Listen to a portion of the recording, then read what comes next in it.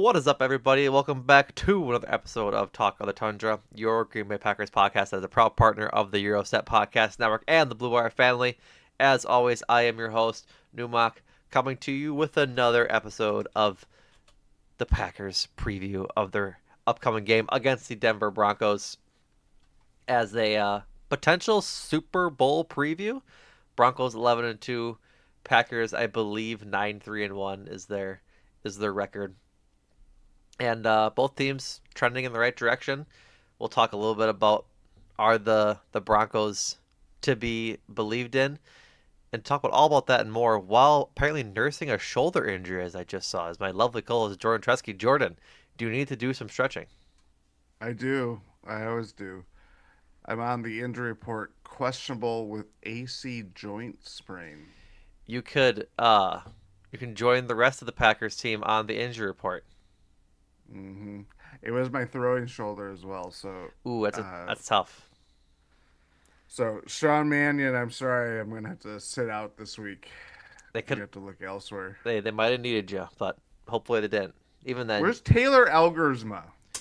that's a great question. That's a great question. Um, You continue and I'll fill you in. You know what I think they should do? This is the worst idea I've ever had.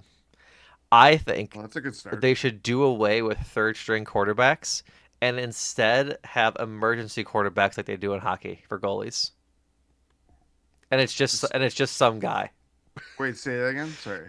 Are you aware of like how the emergency goalie in hockey and how that works?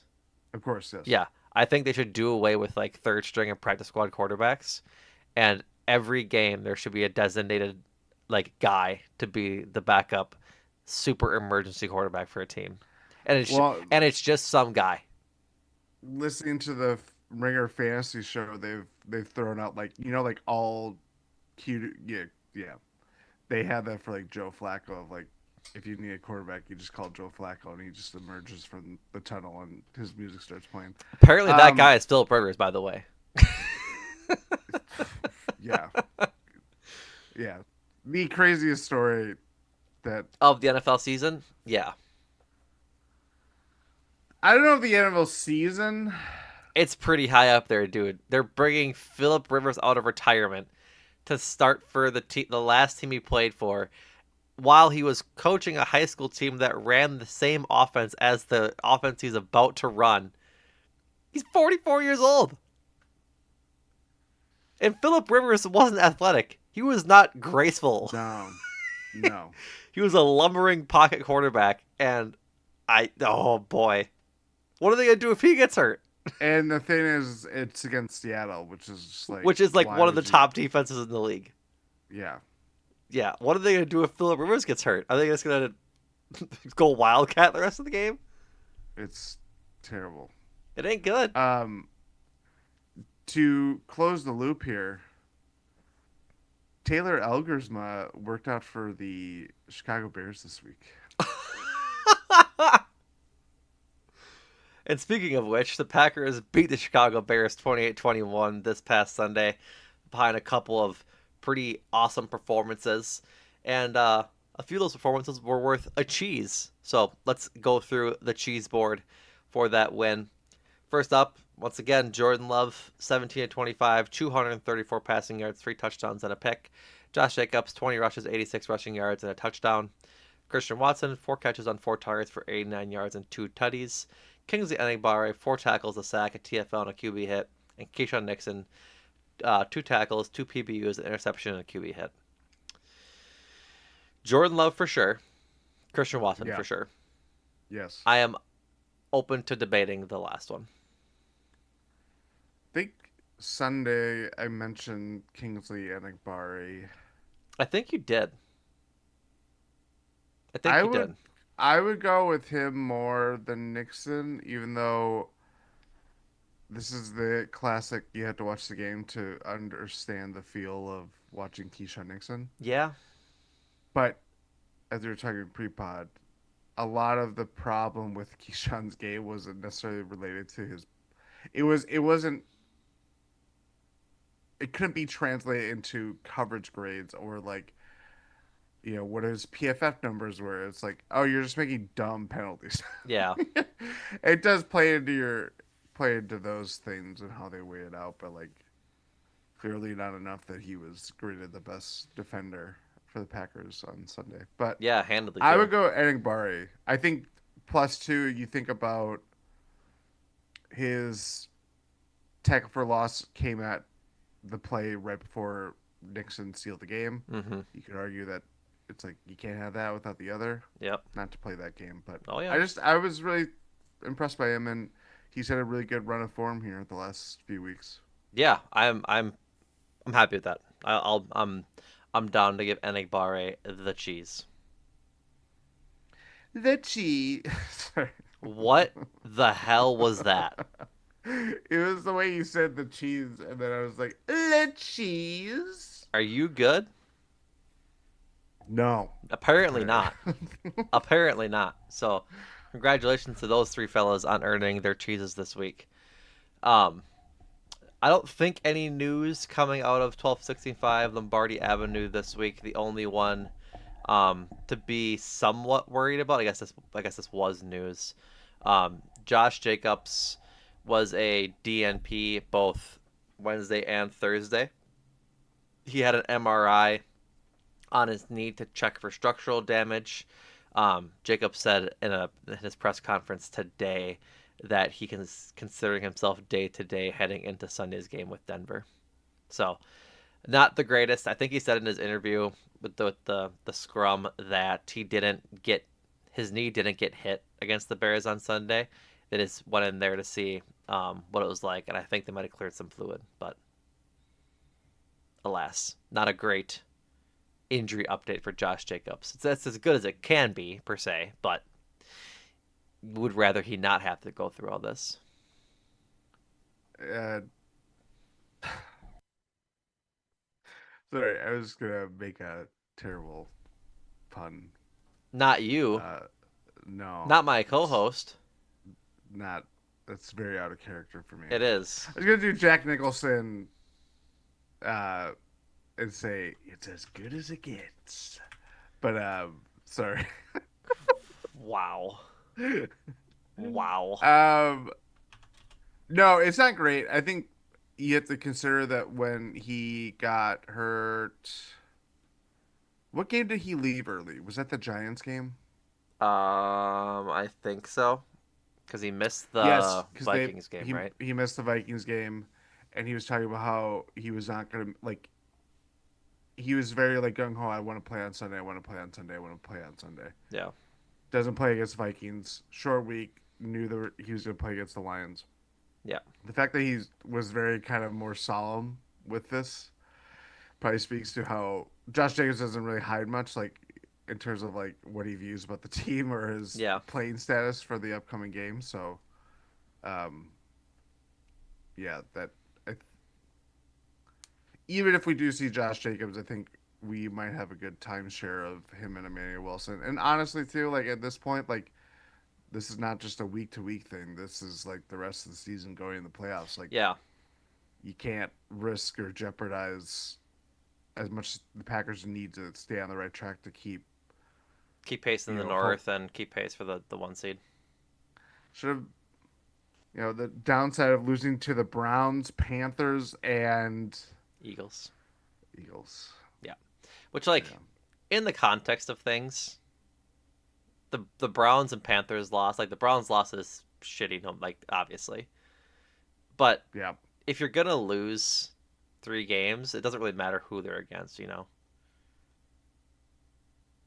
You sure about I mean, it like it in the grand scheme that? of We weren't saying things. that at the time. No, but like We were now, like, you lost to the Eagles, Browns, and Panthers? yeah, I still feel somewhat that way, of course. But like, if they win out the rest of the way, which is possible, it's not. I wouldn't say it's likely, but I think they can certainly do it. They have a good enough. Broncos, Vikings. No, Sorry, Broncos, Bears, Vikings. no, Broncos, God, Bears, Ravens, Vikings. Ravens, Vikings. Like they're more than capable of winning all 4 of those games. It'll be hard. They're 3 of 4 on the road, but I was gonna transition into this after that segment. But I guess I'll just do it now, anyways.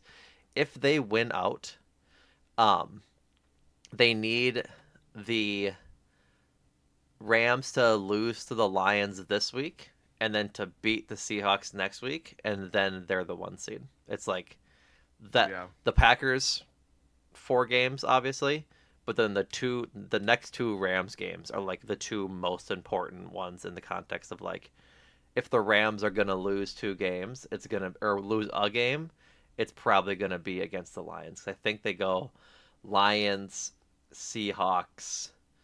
Um, yeah, they go Lions, Seahawks, Falcons, Cardinals, and they're not losing against the Falcons or Cardinals.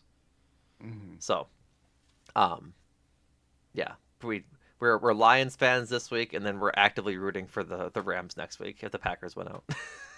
What a what a time. Yeah, because the This Seahawks is are awful. keeping pace too. But if the Rams win the West, like if the Rams go 3-1 over their next 4, and the Packers go 4-0, especially with those results, they'll be the 1 seed to get the bye, which I would preferring to get the bye because currently the Bears are the 7th seed, and I'm not afraid of the Bears, but for the same exact reason that I didn't want to face the Cubs in the playoffs as a Brewers fan, the the downside is miserable. Just miserable. They're looking for state secrets. They got Taylor Elgersma. Yeah, they're gonna sign him in the practice squad. Like, all right, run the Packers offense. Taylor, Come on, what can you Canadian boy. tell? Yeah, Canadian boy. Uh, we're just gonna call him Canadian Tuxedo. Why? What was it? No, we had a nickname for him. We had a nickname for him. If listener, if you remember our nickname for Taylor Uh, Elgersma, go for it. Because I oh my I for God. sure do not remember this. I remember giving him a nickname. I do not remember the nickname. I'm looking this up. What are It's you gonna probably in look our up? Discord. It's gonna be in our Discord. I know it is. If you want to join the Discord, folks, gspn.info in the about section. There's an invite there that's just chilling. Um, so yeah, that's where we sit in the playoff standings. So we'll get into this Broncos game. Like I said, I think they can win the next 4 if they continue to play how they've played the last 3 weeks. Yeah, the last 3 games, right? The Bears game, the Lions game, the Vikings game. All really good games. The Giants game was good too, but like they've really kind of showed what this team can look like when they're really humming the last 3 weeks. Did you find Taylor's nickname, or am I moving along? I Got I'm gonna distracted. I find it. noticed. I did, but I'm gonna find it. I'm gonna find it. Okay, well, while you find it, I'm gonna go through the very long injury report that the Yeah. Packers classically have. Uh, Injury report for this week um, against the Broncos. All of these players replicated their injury status on Wednesday from Thursday, or from on Thursday from Wednesday. So keep that in mind. Javon Bullard has an ankle injury. He's limited in practice, as was Kingsley Enagbare with a knee injury. Wide receiver Matthew Golden was limited, and then Josh Jacobs was a DMP. Brenton Cox Jr. is in the 21-day injured reserve return window with his groin injury. He was limited in practice. Running back Marshawn Lloyd has a calf injury. Obviously, he's coming back from. He was limited in practice as he returns. Um, Colin Oliver also in the window, limited participant with a hamstring injury. Jaden Reed still just like regular healing from that shoulder injury, limited in practice. I would doubt that that's a real injury. Um, Welcome to the Packers, Jordan Riley. You played 1 game, limited participant in practice with a knee injury Wednesday and Thursday. Zach Tom limited with his back. Lucas Van Ness limited with his foot. I'd be very surprised if we saw him. Christian Welch, linebacker, concussion with limited participant in practice.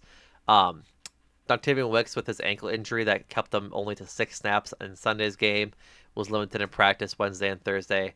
And then wide receiver Savion Williams has a foot injury. He is limited in practice Wednesday and Thursday. He's not played the last couple weeks. Um, and then quarterback Jordan Love was a full participant in practice with his left shoulder injury. The Broncos, how cool is it to only have 4 players on your injury report? Uh, Tight end Nate Adkins, who I've never heard of before, knee injury, limited in practice. Wide receiver Pat Bryant has a hamstring injury. He was a DMP Wednesday and Thursday. Uh, DJ Jones, their D tackle, has an ankle injury. He was a full participant on Wednesday and Thursday. And then guard Ben Powers is in their IR practice window. He was limited in practice on Wednesday and Thursday as well. Wouldn't it be nice to have an injury report that's that short? I don't think we've ever had that. It would Ever. be very nice. Ever. Beach Boys. Four? Four. I can't remember the last time we had a less than 10 injury report. Shout out Maybe Stained because it's been a while. You like that one? I did like that You one. like that one? All right. Let's get into this matchup with the Denver Broncos. It's going to be I'm officially cutting you off on the Taylor Algersma nickname. No. Yeah. It's no mas.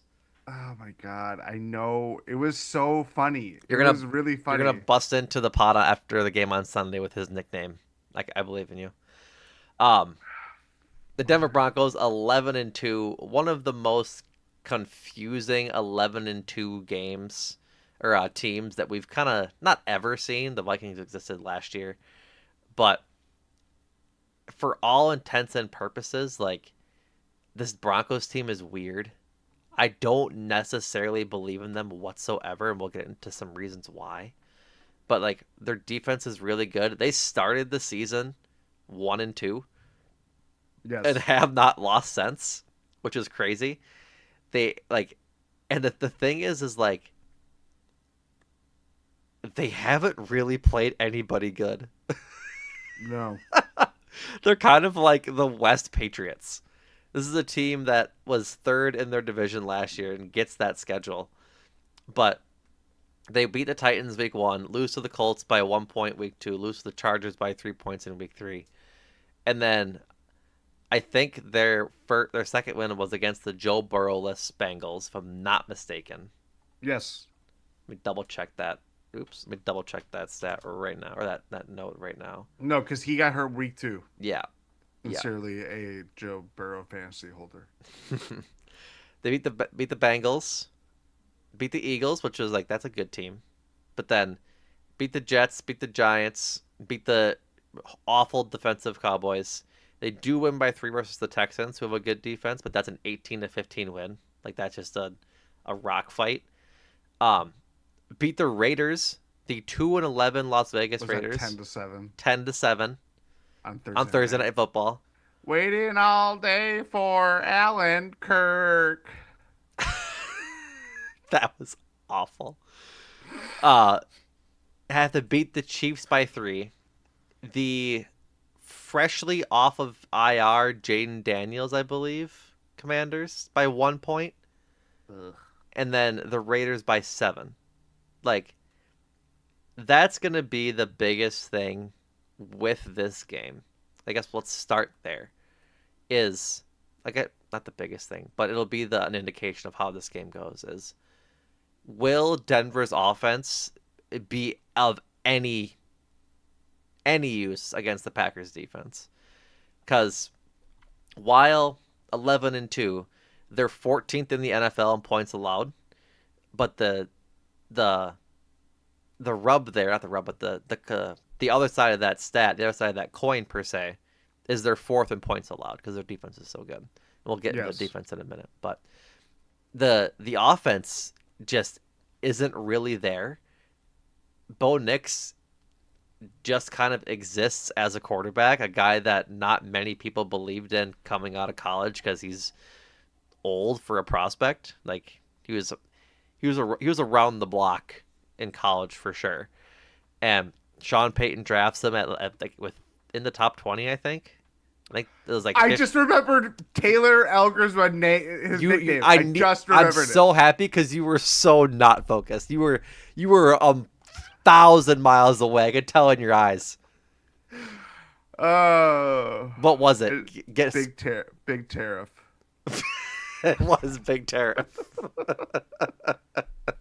Because like Big Maple. It's not You Big you Maple. were so focused. Uh, Oh, you were a million miles away, dude. You I don't know how you pulled that from the depths of your brain. I'm not Zero. surprised knowing you, but Jesus Christ. Thank you. Sorry, you were talking about who's really had tariffs placed on his game this year? Bo Nix. Yeah, Sean Bo Payton drafts him, tariff. I believe, as top 10, and He was one of the or not. six Sorry, in the first 12. top fit. Well, I think he was 12 then. I think he was the last of them picked. Now you're It gonna was make either him or McCarthy. I can't no, because remember. McCarthy was 10. Ugh. I'm looking. I'm looking. Just give me a second. He was picked 12, and so um, not doing like hasn't had a terrible year. He's got 19 touchdowns, 9 interceptions is the worst part of it. Um, as I mentioned last week, his ESPN's QBR is a scale from 1 to 100. QBR 55.8, which is good for 17th in the league. 2,900 yards. Like it's been He's a aggressively perfectly average. yeah, exactly. He's the median. Yeah. Like there is a lot of hype around this Broncos team that they have weirdly lived up to, but in ways that I don't think a lot of people expected it Mm-hmm. because their defense is so good. They play games without the reigning Depoy and Patrick Surtain. Um, they did a lot of good offseason maneuvering that supplemented what they were building on from last year. But the offense is like it's meh in part because of Bo Nix. Like there's no injury. It to me like listening to fantasy pods or listening to more general NFL kind of talking heads or whatever you want to call it. Bo Nix and having watched some Broncos games over the year too, he is not great. He does a lot of like So eloquent. I know I try to make it sound like I know what I'm talking about. He does a lot of like the like aggressive, a lot of the things that Jordan Love gets talked about. Bo Nix does way more past that. He is super like he will just chuck it downfield, make costly interceptions, or have drives that just don't go anywhere. And I mean, they have five fourth quarter comebacks throughout the year. So it's very similar to the Bears in a lot of ways to me, Mm-hmm. even though the Bears just don't. They're in in a different universe with their defenses, Yeah. to be honest. But he is just a very aggressively average quarterback. It's the perfect way to say it. And I think a lot of people were anticipating more of a leap from him, and he's done a lot of things to kind of get in his own way that eventually he figures out over the course of a game. But you still, if I'm a Broncos fan, 10-2 is really good right now. They got a plus 73 point differential, but your biggest Achilles heel is the guy that's under center, you know, basically the brain on the field. And it's tough to kind of divorce yourself from that in a lot of ways. Right. Um, as you mentioned, he chucks the ball down the field. He leads the NFL in deep passing, um, or not deep passing, but on passes more than 20 yards down the field. He leads the league in average up the target. His average up the target on those deep passes is 33 yards, which is Wait, what? yeah, his average depth when he throws the ball over 20 yards in the air. The Yeah. average depth of target on those throws is 33 yards. How many picks has he thrown? On those throws, three. Yeah. 8 touchdowns to 3 interceptions. Um, he also is third in the NFL on that in total attempts. Yeah, let me double check that. Um, yes, yes, he's third in the NFL in total attempts with 470. So there's that. Trying. That's Let me hold on. surprising. He leads the NFL in deep throws at 58, tied with Dak Prescott and Pat Mahomes. Yeah. I figured as much. That's what, because does he have 470 attempts on the year? He has 478. That's what like because PFF has attempts broken up in between total attempts Yeah. and dropback and deep passing yard attempts on this graph I'm looking or this table I'm looking at. Yeah, Yeah. he has 470 total attempts, 58 of which were um, over 20 Deep, yards. deep. It's interesting too. I think their offense, like again, I'm aware of this of having some Broncos in my fantasy team, but the way that they play, you kind of thinking of like the Sean Payton teams, like in the last few years before he left, with like Alvin Kamara and what was remaining of Drew Brees at that point, and some of the skill players. You kind of would figure that they are building it out, and I think they're eventually going to get there with it. I mean, RJ Harvey's a very promising young running back that I would say might be the best of this class It's at this not a it's point. not a tall ask. It's not a tall ask, which says more about the other players that were hyped up. Ashton Genty. Ashton Jitty, I mean, he's been trying to be good. That line is Previan Henderson. that line is bad. I mean, Quinshon Judkins is pretty darn good. That is true. That is a good shout. But those are the rare two that haven't had as much um, struggles in that way. Either way, I kind of would have thought that there would be more balance in terms of the run pass um, kind of offense that they have. Yeah, I think the other problem here too is the Broncos and Packers are very similar in that a lot of the gripes that we have about like who is it going to be this week or like kind of pre Christian Watson emergence, the Broncos are again as much if not more because you think of Cortland Sutton, veteran wide receiver that last year was dialed into Bo Nix and helped him establish himself in the NFL. I think This also year get an it's extension. he did get an extension, correct? Yeah. Then it's this year it's been more of like Troy Franklin. It's been a rookie Pat Bryant. It's been Marvin Mims once in a while, like Marvin one or two Mims, games. and it's like, Okay, and stop, I think stop. That's four receivers on this team. This is apropos of nothing. Can you yeah, name their fifth receiver on the roster? I probably have looked at him in fantasy. I don't think you have. Man's name is Lil Jordan Humphrey. Oh yes, yep, yep, Little Strong Jordan. name, Lil Mm-hmm. Jordan. But yeah, you're saying about Evan Ingram. I mean Ingram's on this team. Yeah, That uh was he a Jacksonville trading Jaguar. was he a trading camp casualty or they signed him? No, they signed him in the offseason. Okay. But yeah, that's where like I think a lot of the bullish Broncos takes from the offseason I were like, trade look for at him. this, look at these weapons that Bo Nix has available, and he's been able to do well enough. But I don't think it's been as overwhelming as we anticipated to see consistently, except when they're down 33 to nothing against 32 nothing against the Giants and win 33 to 32 whatever it was. Yeah. So yeah, I mean to your point about the receivers, it is kind of like the Packers, where it's just like you don't know who's going to be that guy week in, week out. Like Cortland Sutton, like I said, got the big contract and is like their designated wide receiver one now in his seventh year. But he's only had one game over 100 yards this year. That was Uh, week three against the yeah, Chargers. yeah. And like I was with you too. I have him in a couple fantasy leagues, and it's like he just doesn't really produce like you would want as a top receiver.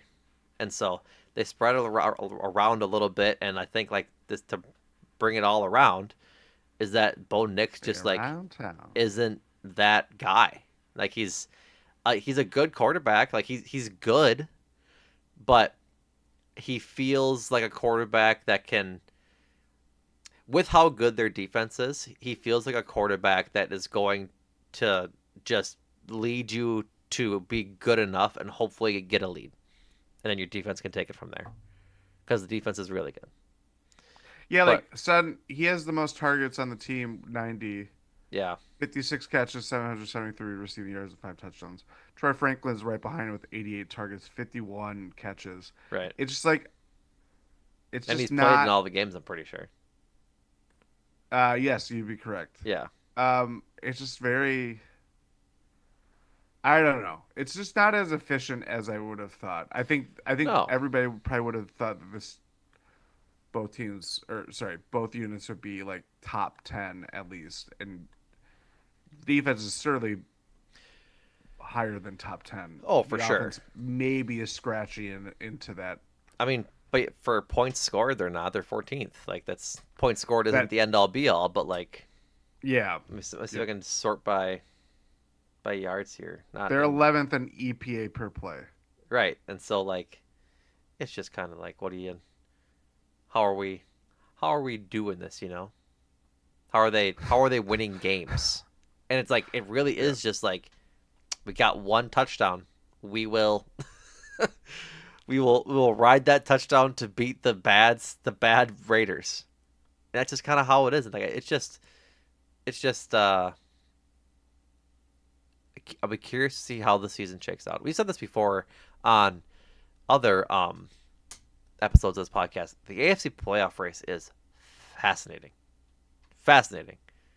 It's just like I don't believe in any of the teams. None of them. There's not a single AFC team that I believe in. The team, the AFC, Who would you say? I think we asked this a couple weeks ago, but who would you say now? I don't know. The at AFC right now in order is Broncos, Patriots, Jaguars, Steelers, Chargers, Bills, Texans. I I don't know.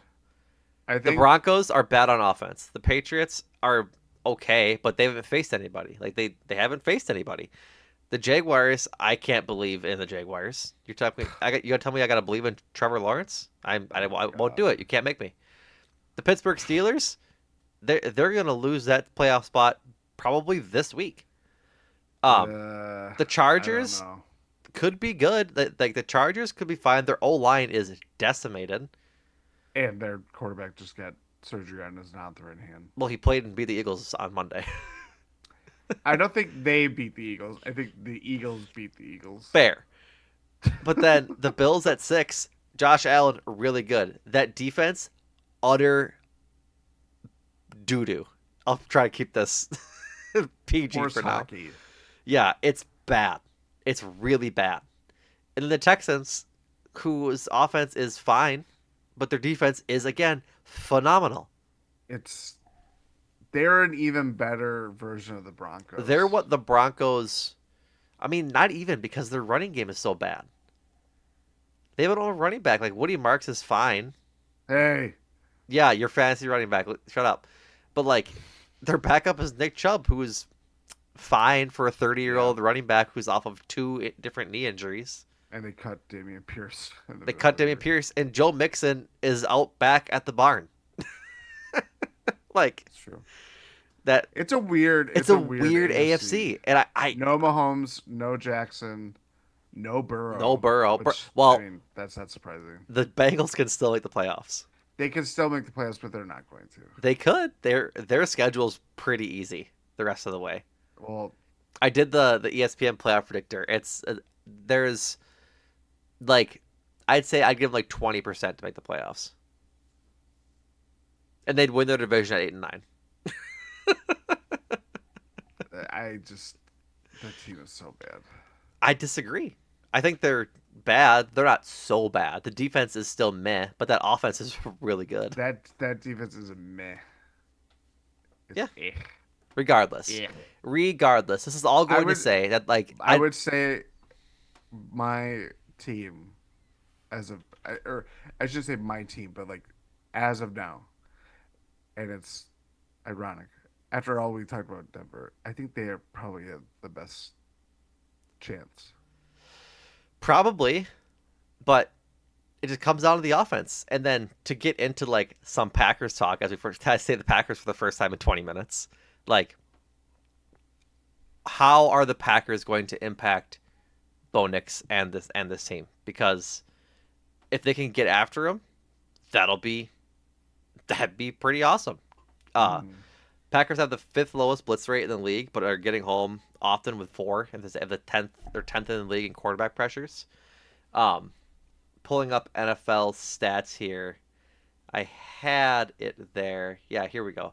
Against the blitz, um, Bo Nix has been sacked 4 times, and so uh, they're not going to be blitzing much, but like if they do, I think let me check the number of attempts here. It's not a lot. 100. It's up there. It's probably middle of the pack for attempts. Bo Nix's attempts against the blitz, but I ought to do passing splits and do no blitz because that'll be the interesting um thing here. Just try and find Bo Nix in this stat here. 12 sacks when not being blitzed is sixth in the league in yards and 2,200 ish, but only a QB rating of 82. So like it's not good. Like he's just an average quarterback, and all I want to see is let's see Micah Parsons get after him. Like I think he's more mobile than we give him credit for. He can definitely scamper a little bit, but Mm-hmm. if they're gonna be winning this game on defense and like give themselves a good chance that way, I really think what it's gonna come down to, at least on this side of the ball, is the secondary. Like, will Xavier McKinney and Evan Williams and Javon Bullard, if he's back there, be in position to take advantage of some of the deep throws that Bo Nix is gonna throw? Because I have a go ahead. sorry. No, go ahead. No, if you, I don't want to I was trample I on your was point. I could be done with that at that point. NFL Next Gen Stats has the perfect insight for you. To go off of your points, Packers have blitzed opposing quarterbacks at the third lowest rate this season, 21.9%. But their defense has generated the ninth highest pressure rate when sending four or fewer pass rushers. That is the Micah Parsons effect. Um, when facing four or fewer pass rushers, the Broncos have allowed the fifth lowest pressure rate with 25.5%. Additionally, Bo Nix has been sacked on just 3% of his dropbacks against four or fewer pass rushers, the lowest rate among qualified quarterbacks. Yeah, I mean, this Yeah, is that sounds right. Like even with the kind of focus on Bo Nix, skill players, what backfield. He's got a good offensive line. They've invested really well in trying to keep him upright. Like a lot of the mistakes, I don't feel like he's been pressured into making. He's just making bad reads, hmm which kind of, you know, the, my general take. I'm not watching as closely as I were with Jordan Love, right. but that's a big distinction to make between what he can do, um, play in, play out, rather than what he's seen. So yeah, I think it'll be interesting what how Halfley in the defense kind of attack Bo Nix hmm in that way because I think we could see different drives with different styles where we see him more of aggressive or like how do you hurry him up? Is it just simply just putting Micah Parsons over center and standing him up and how like what does the pressure look like and how does he react to that if you get home? hmm Um I don't know that gives a little bit of a different flavor. And plus too, like this is a team Packers front four, even with Devontae Wyatt out, like they were the Bears played into it, but they were getting after Caleb Williams Oh, for sure. between Parsons, Gary, Enigbari, occasionally Wooden or whoever was kind of the nose tackle at that point. Like, can you keep doing that with just four? Like, the Packers don't need to up it up all that much because they can do that with four or less. hmm Michael Parsons does it on himself sometimes. So that's gonna be a fun battle with it all starts in the trenches. I mean, it does. It does for sure. I'm looking at um their the Denver's PFF stats and their pass blocking and there's like pressures allowed. Um, Bo Nix has been sacked 16 times this year, but only six of which, according to PFF, are attributed to players. Um, no, their only lineman with more than one sack allowed is Quinn Miners, their guard. Other than that, Alex Pelzuski, very Polish name, and Mike McGlinchey both have one sack allowed. Glinch. Uh how McGlinch The rest stole the Christmas. the rest of them don't. So Interesting. two of their five linemen just don't have not let up a sack, which is pretty crazy if you think about it. Yeah, Mercedes Lewis has allowed a sack. Rip, he's not on that team anymore. They cut him, and Adam Troutman has allowed a sack, and that's that. Adam Troutman famously said the quote about Bo Nix, the basement. Remember? No. Oh, I do. Don't. Yep. Yep. Yep. Yep. Yep. Yeah, yeah, yeah. No need to look that one up. I got it. I got it. Big Trout. Big trout, big fish. So, like, it's just gonna be an interesting dynamic. Like, if Bo Nix has success attacking downfield against this secondary, against Keyshawn Nixon, who I guess according to PFF played well last week, I'll I guess bite my tongue on that. Against Carrington Valentine and company, like, I think this might be a week we see a Xavier McKinney interception for the sole purpose that he just takes so many shots down the field. You'd hope that'd be the case and get his second one of the season, first one since Cleveland. Because, like, not a guy we've really heard his name called a whole lot during games. Like, that's just the nature of safeties. But, like, you see Evan Williams line up in the box a lot and getting in on run plays and things like that. Like, X just kind of been back there this year. You know what I mean? It's just the nature of how teams have been playing against this defense. I like that prediction. Maybe we'll talk about Xavier McKinney Next Sunday? sooner. Or next Thursday, rather, or Friday. Maybe on Sunday. Regardless. Um, Alrighty, let's get into the other side of the ball and the Packers offense against this really stout defense. Um, Denver leads the league in sacks with 55, and the next closest is the Browns with 44, 20 of which are Myles Garrett, who's going to break the sack record this year. Yeah. Um, for the Broncos, Nick Bonito leads the team with 15 sacks, which is pretty darn good. Holy Bonito. Holy Bonito. Um, Denver has the fourth highest QB pressure rate in the league at 39 and a half. And similarly, they blitz at the seventh highest rate at 31.7% of the time. But it'll be strength against strength for in this game, as Jordan Love's stats versus the blitz are as such: 1,061 yards, 13 touchdowns, one interception, and a passer rating of 119.6. That's going to be, I think this is the what we need to watch for this game. Like, as interesting as Bo Nix versus the Packers defense will be, I think Jordan Love versus this Broncos defense is going to be like the game. What I'm tuning in for essentially, because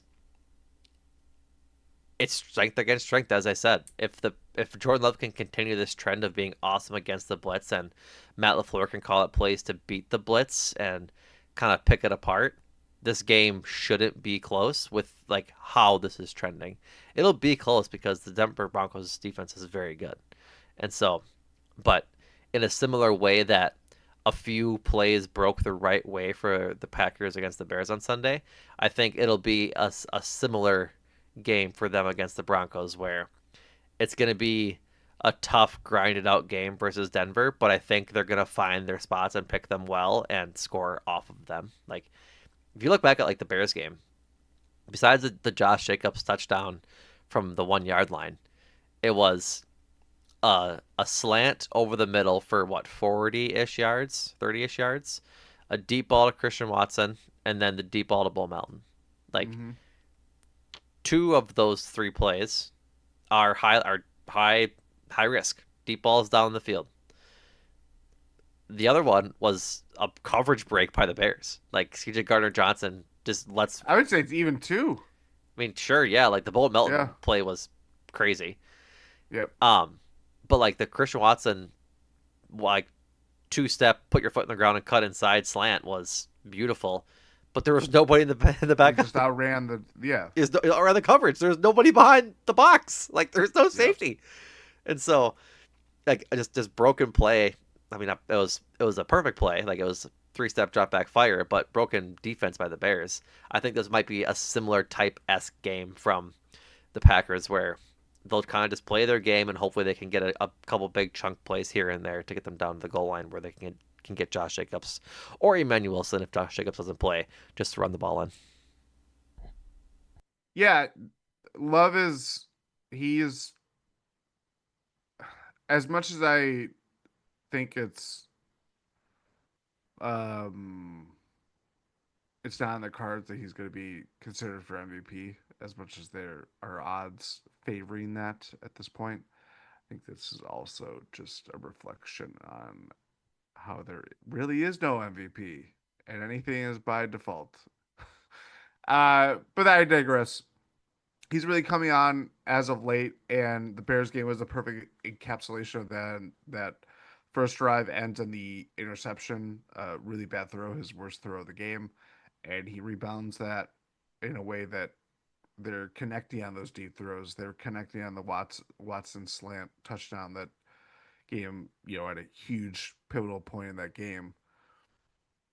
The way that they've been able to move the ball with Christian Watson on the field, and now you have Jaden Reed, you have Dontavion Wicks emerging, from the Thanksgiving game, and hopefully some more snaps. I just like what we've seen from him and how he's been able to diagnose like what he's been able to see on the field. He's making pre-snap reads to avoid blitzes and kind of just find the release valve, find where they're going to be susceptible in coverage. Like if you're sending 5, 6, like some part of the field is going to be vacated. Where can he find that space? And Jordan Love is seeing the game as well as we've seen. I think the difference is that like when we saw that playoff run out of nowhere a couple years ago, he was doing it on instinct. He was doing it on like just kind of boom, boom, boom. It was very much this. It wasn't.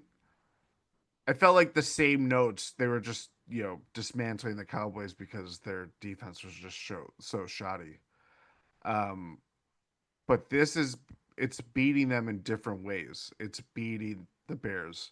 Now I will say, I think the biggest challenge for the offense on top of managing the workload of Josh Jacobs is like can the Bears did so poorly in the first half that the Packers got away with a big win because the Bears put themselves in that big of a hole. Right. As much as we were, Offense just wasn't working. yeah, the off. I mean, 71 yards at halftime speaks for itself. As much as we have talked about the Broncos kind of being this weird offense that you know we anticipate being a lot greater than what it is right now, even though it's it. To be fair, it's pretty good. The offense, It's pretty good. It's just like a 6.5 out of 10, where I think a lot of people are putting it as like an 8. I'd say it's good, Surefire. but I'm not gonna argue over it. Do you think good is better than pretty good? Nope, Okay, good. Because good is. less than pretty good. Anyways, But I was gonna say, like, I don't think the Broncos. Famous last words. I don't think they are a team that will have leave as much meat on the bone as the Bears did in the first half. I agree. Like I think they're a they're a better they're a more experienced offense. Like Caleb Williams, they're both like Caleb Williams and Bo Nix are both second year players, but I think Bo Nix got a lot more under his belt last year than Caleb Williams did. Like I think Sean Payton trusts him to do more in an offense, and all of their specialists are just besides RJ Harvey, just like know what to do a little better than the Bears did. Like I think there's just a different level of execution between Bo Nix and Caleb Williams that like makes up that difference in how much they'll leave on the table. Yeah, I I don't know. It's really interesting. This is more of a general point, but again, coming through next gen stats, they had this point where again, kind of piggybacking off of last week of seeing the Packers or Bears be good at the same time. This Broncos, it sorry, per next gen stats. This Packers Broncos game in Week 15 will be the 12th game since seeding began in 1975 between a top two seed from the AFC and a top two seed from the NFC in Week 15 or later. The winner of the game went on to be their conference's number one seed in 7 of 11 cases, while the loser was only 4 of 11. Hmm. One of those past 11 games was between the Packers and Broncos in Week 15, the Super Bowl year for the Packers in 1996/1997. Interesting. Very interesting. Big correlation, not causation graph, but what a fun stat. Also, I forgot to mention this. Okay. I think the Packers have only beaten the Broncos once in Denver. Oh, I have no idea. That is a U stat, buddy. That is very much a U stat. I'm looking it up. Um, while you look that up, Peter Bukowski had a good tweet this week, or today rather, on Thursday, that was then backed up by Matt Schneidman's reporting of some comments from Vance Joseph. But we'll start with Peter. He said this is a great week for making the case Matt LaFleur makes that it's good to have no true wide receiver one, but rather a bunch of guys who can win. This is in context of a Hayden Winks tweet. He works for Underdog. That said the Broncos just sent. What's underdog? What's up? Uh, the Broncos just sent cornerback Patrick Surtain into the slot in line to travel with Brock Bowers in key spots in last week. The tight end one being wide receiver one thing isn't as fun when cornerbacks start traveling. So, like I said, like Peter asks, where is Patrick Surtain to the second traveling this week?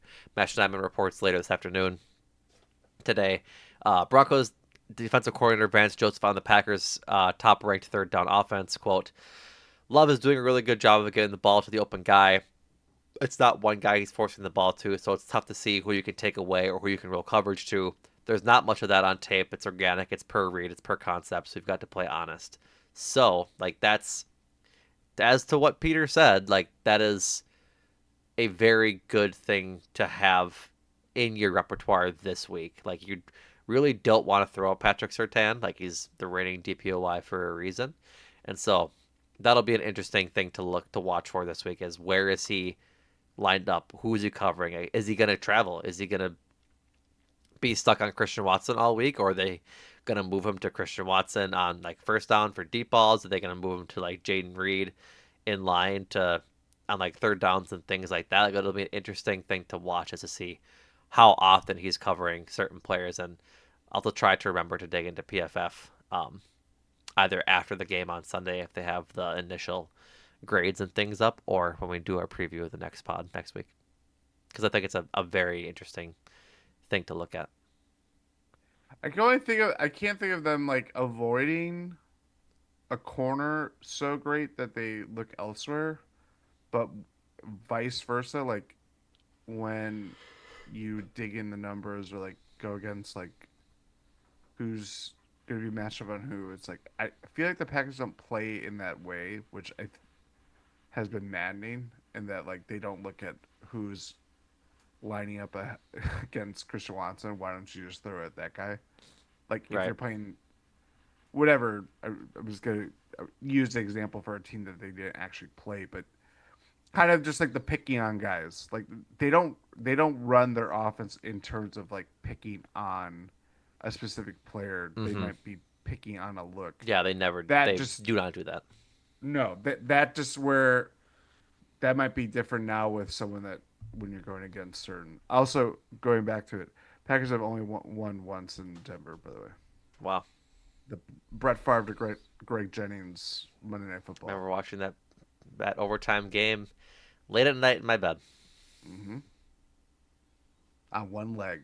Not yes. I thought you were talking about me. I was like, no. Nope.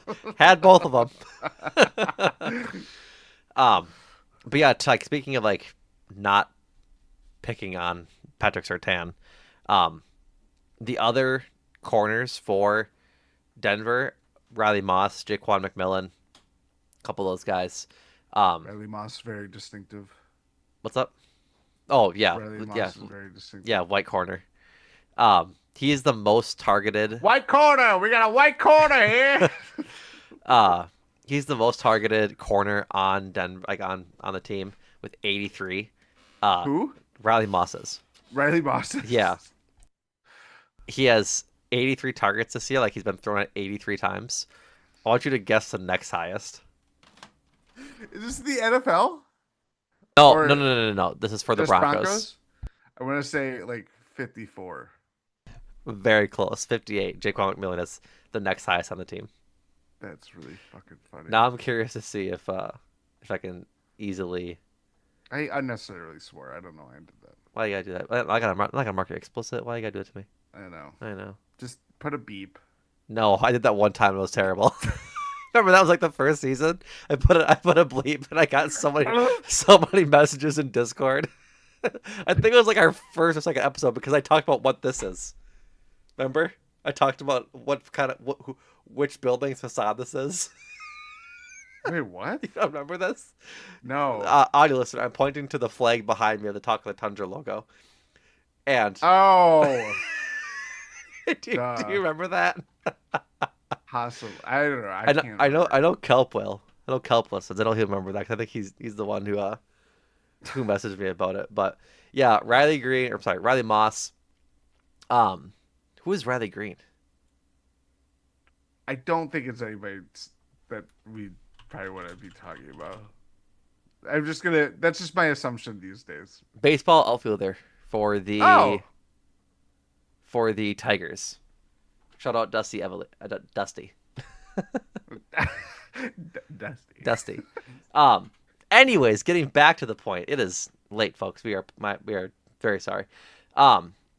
Riley Moss targeted 83 times for 46 catches, 605 yards allowed. Jordan, would you like to take a guess at the next highest on the team?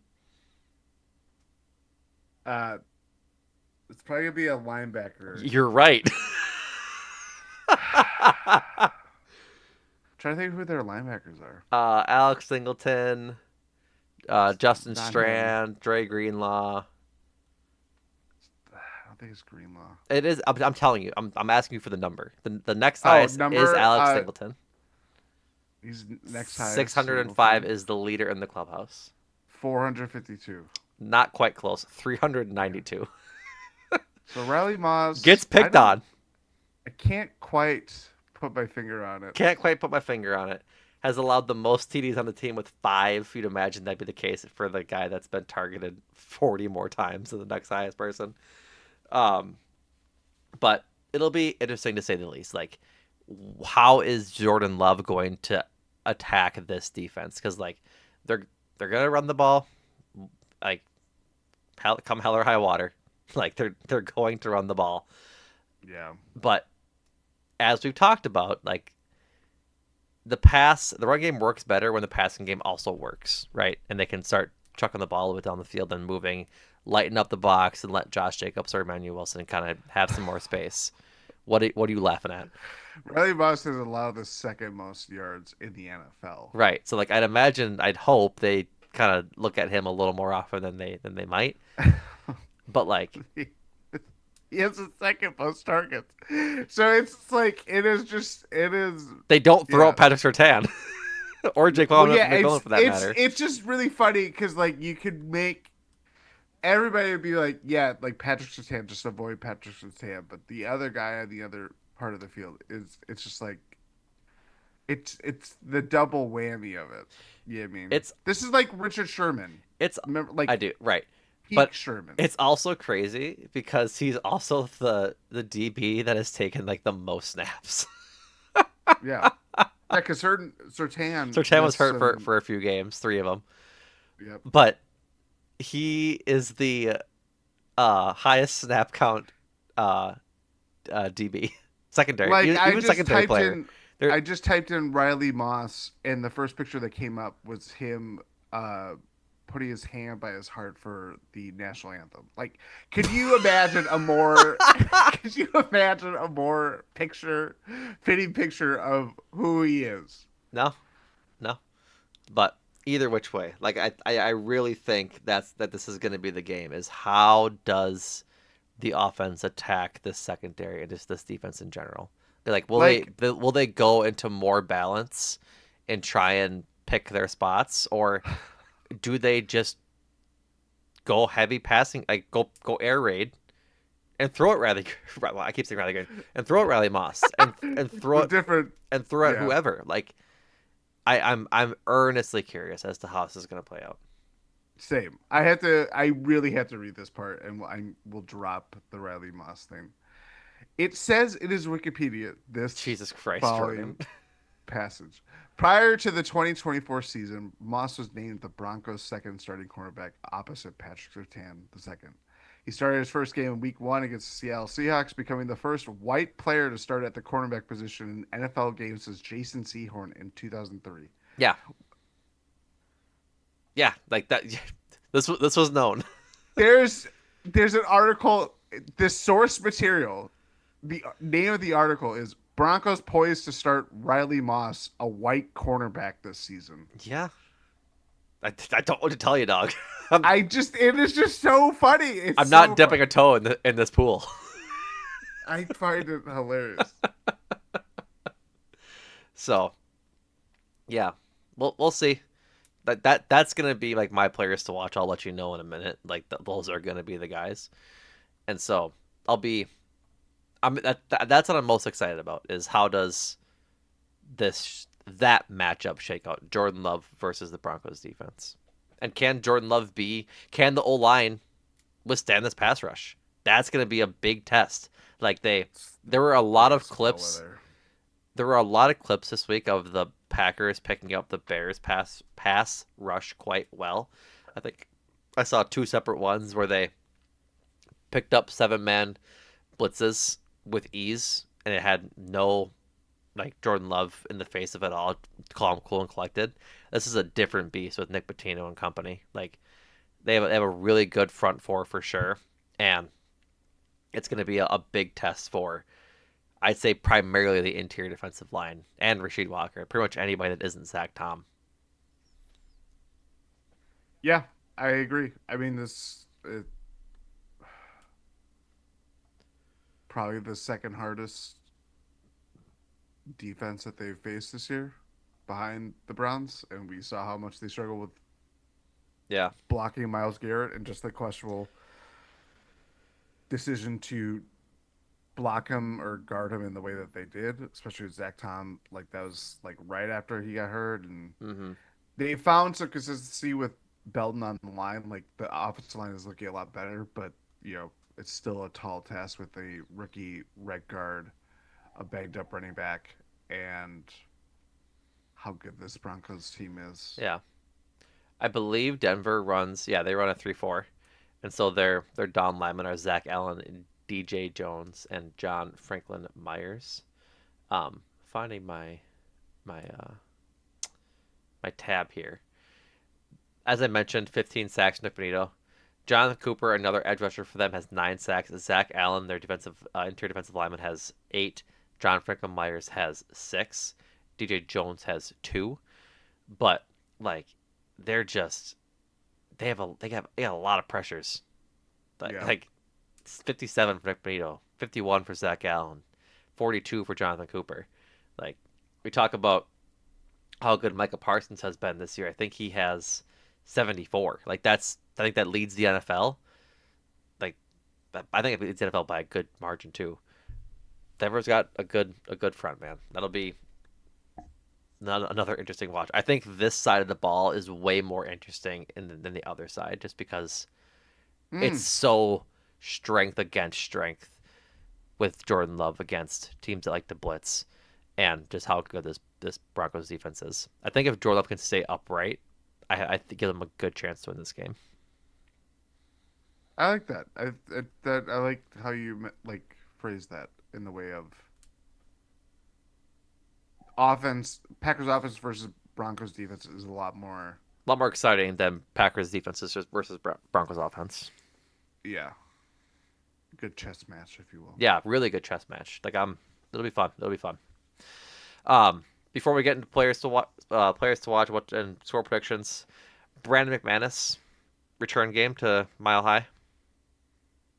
Just Oh, just that's a good just for point. shits and giggles, just to make sure we don't miss something like that. Yeah. So hopefully he returns to form. Hits a nice long field goal. That'd be cool. So alrighty, players to watch. Jordan, who I lied. I get to go first because I said so. Uh, I did go first last week, so Good you're because I'm picking right. Jordan Love for everything I just talked about.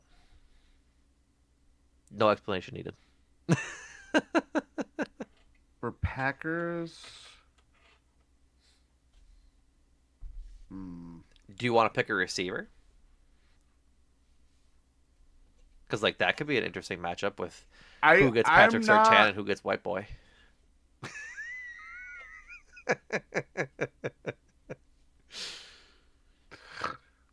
Malibu's most wanted. Worst outcome, Cooper DeJean. Yeah, yeah, yeah. You either have Patrick Surtain or Malibu's most wanted. That's why I'm calling Riley Moss. Joke so bad you had to say it twice there, Jordan. No, I wanted to You wanted to emphasize. make sure I heard it. I know Mhm. I know the gig. Joke wasn't good enough. No Uh, one laughed. You gotta say it louder. I. Hmm? Hmm? No. I. I don't. Actually, I'm torn between like two. I'll go with this. I will follow your lead. I'm gonna say Romeo Dobbs. A guy Um, absent last week. absent last week has I mean, he's found got a touchdown in the Thanksgiving game against Detroit. His production overall has uh, gone significantly down as Christian Watson has ascended, and the Packers have kind of figured out their offense post Tucker Craft injury, post losing streak. Um, I mean, it's gonna be a simple thing of who is gonna emerge of outside of Patrick Surtain, um, security. I don't know, whatever. Just avoiding him and trying to avoid making mistakes. Who's gonna be that release valve? Who's gonna be the guy that Love may turn to if matchups or the routes or areas of the field that they want to exploit? I would like to see a good Romeo Dobbs game, but it might be Jaden Reed. It might be hell. It might be Luke Musgrave. It might be Josh Wiley. I don't know. Maybe it's Bo Belton. I hope it's not Bull Melton. Maybe it's Dontavian Wicks. I don't know. If Wicks had his game last week, I hope it's Matthew Golden. Like break out sometime, please. I'm not blaming him, but He'll be close to Golden, Colorado. that's what I'm saying, dog. That's what I'm saying. Also, GSPN Discord League, Fantasy League. This is an incredible interruption. Jordan, Kyle Pitts just scored his third touchdown of the night. Jesus. Why? Listener, Jordan dropped Kyle Pitts 2 weeks ago, and I picked him up. I wasn't going to play him anyway, but 10 catches, 152 yards, and 3 touchdowns against the Buccaneers.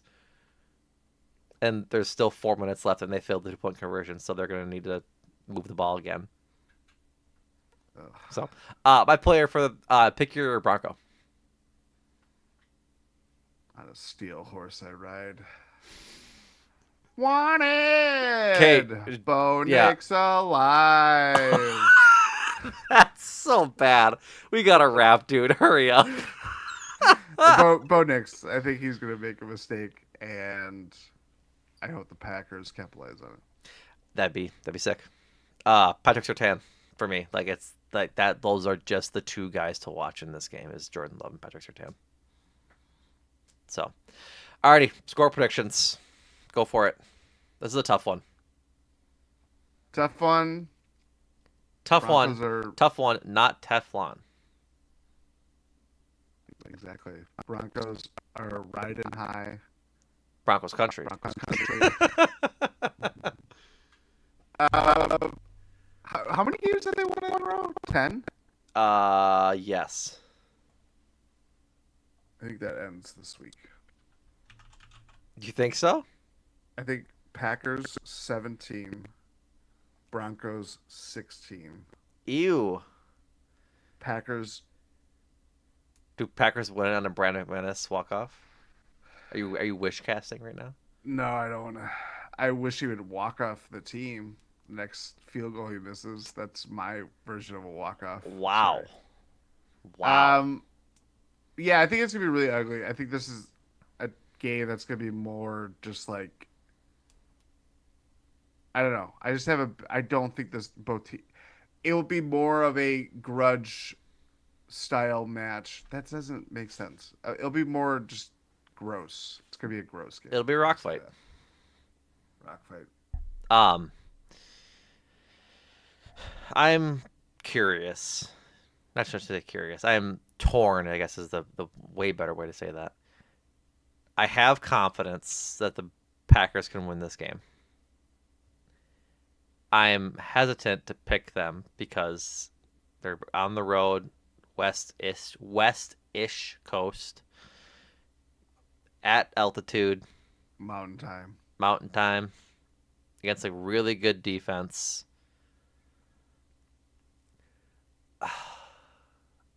I'm gonna stay positive, and I think I'm gonna predict them to win the rest of the year, which puts me at prediction record of like 16-1. But I think they win this game, like you said, in a rock fight, 20-13.